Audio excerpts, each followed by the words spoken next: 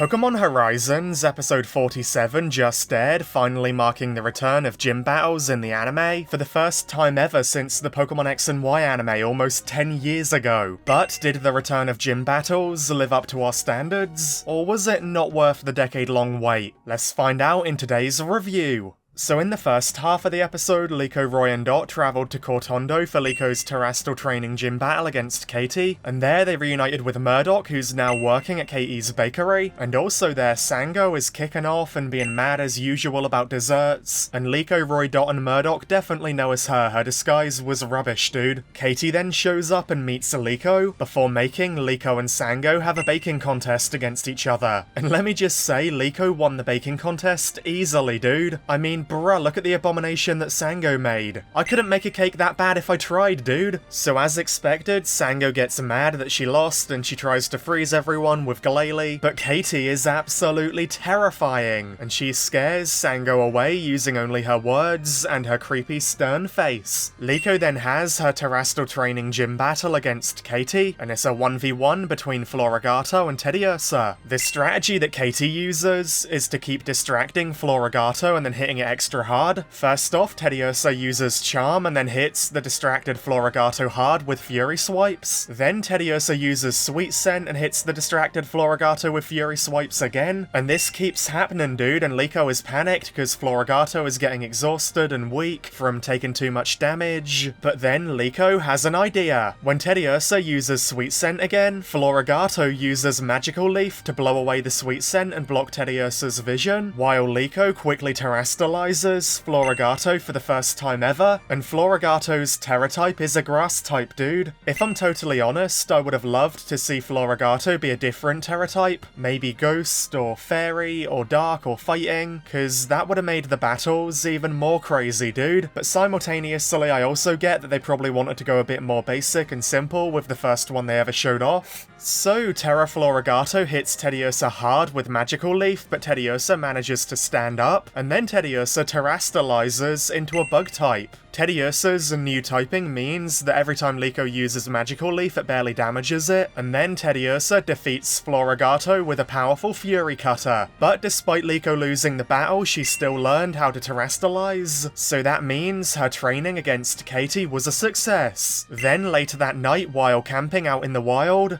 Roy is preparing for his upcoming gym battle against Brassius. And if you remember, Roy battled Brassius and lost against him way back in episode 10, so it's really gonna be a big and exciting rematch, dude.